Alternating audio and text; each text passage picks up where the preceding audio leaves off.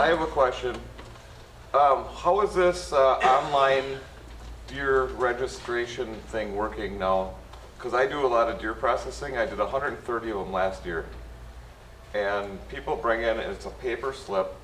They don't have the metal tag anymore. Yep. How do you know how many people are taking illegal deer, or they could just take that paper back, go shoot another deer, bring me the same piece of paper? I mean, do you guys have any data on that, or how is that working, or what is the deal with that?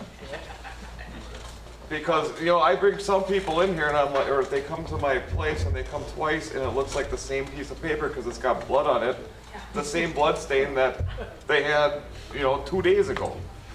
So it's like, the poaching could be, I don't know, it's crazy. And then all the other people, like the Keel Bait Shop I know, he was bitching because they would have people come in to buy other stuff there, and they would buy, you know, bars, have people come in, they register their deer, show it off, buy a couple beers, and I think all the business in Wisconsin went down because you don't have to bring it in anymore. And I think there's a lot of poaching going on because of it.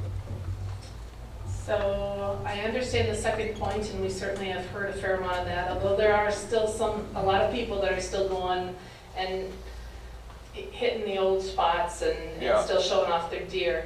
Especially if they've got contests, the big buck contests and things like that, they still draw them in that way. Jake, would you like to address the poaching situation?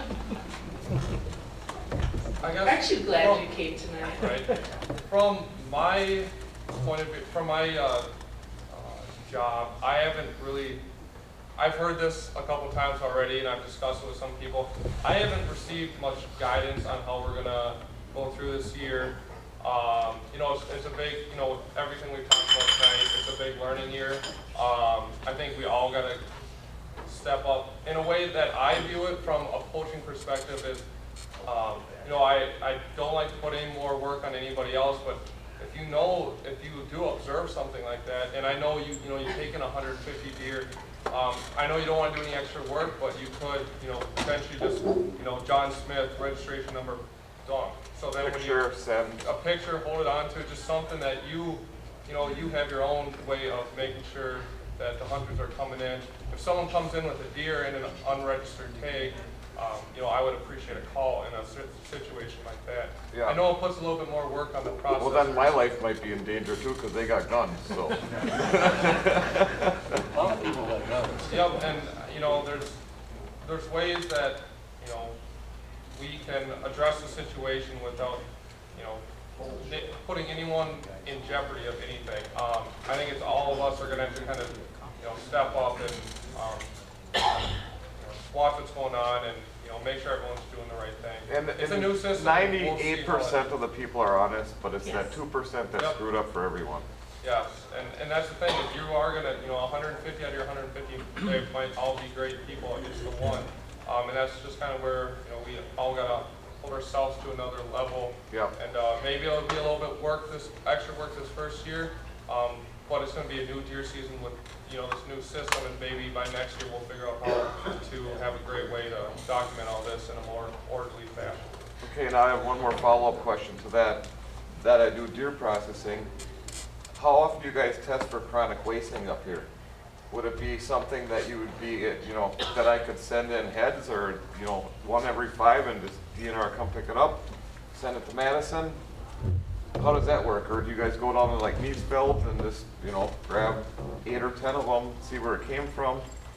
So the way CWD monitoring is working right now in the outstate area where we don't have confirmation in the counties, Yep. is it's targeted sampling, and it's revolving, but it is targeted in a given area. So for example, right now we're doing Green Lake and Marquette County. Okay. So in those 2 counties, and because of looking at the animals that would be most likely to show it first would be your older age class bucks. Yep. We're working predominantly with taxidermists. So for a 2-year period, we're in Marquette and Green Lake working with the taxidermists to get samples off of the adult bucks that they're working with.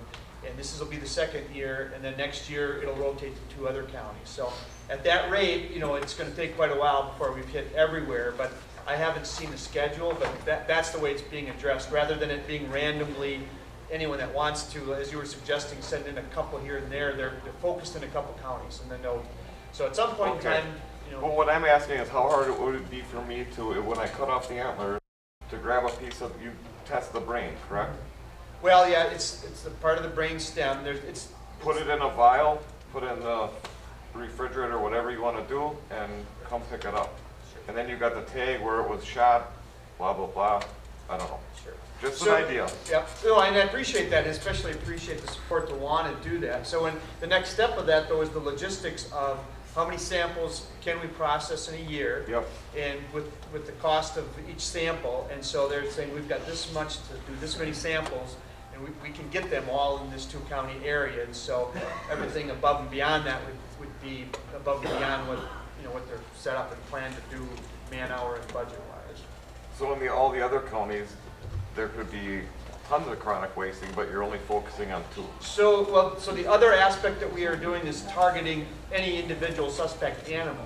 So we're constantly making reference to, as we have opportunities in the media, that if you see a sick-looking deer, we want to know about it. We've collected several animals. We're trying to get one right now that looks suspect, so that we can. So if we have a suspect animal, we will work with that landowner to try to collect it and get it in the system. Thanks, Jeff. Okay. Sorry, well, one more question. to both. Oh, they want to start with the meeting, I'm sorry. Can you catch Jeff afterwards? Yep, Jeff, that's are you going to be around? Excellent. And I know that Larry wanted to add something, but to the tagging one, did you want to? Yeah, just real quickly, it's like, you don't create criminals by changing a law. When you raise the speed limit, you don't create more people speeding. The same people were speeding before. So by making the registration automated, doesn't mean that people who are law-abiding citizens are going to start breaking the law. The same people who broke the law, I don't need a metal tag to kill a deer and take it home and cut it up. So it's a lot of concerns about things that really don't occur. Other states who went to the automated registration didn't see this big increase in illegal activity. And actually, an interesting anecdote from Minnesota went to it is that in the first 2 years they learned that the buck fawn harvest actually increased a little bit, which tells me that people weren't registering them when they had to take them in person. They were just registering them when they could do it online and have their name and have to take it to the bait shop and have somebody see it physically. They shot a buck. Because it was too small. Yeah, bingo. Thank you all so much for welcoming me tonight, and I know I wasn't Kathy, but I'm hoping that at least you feel a little of the love. We love you, Gene. Thanks. Thank you.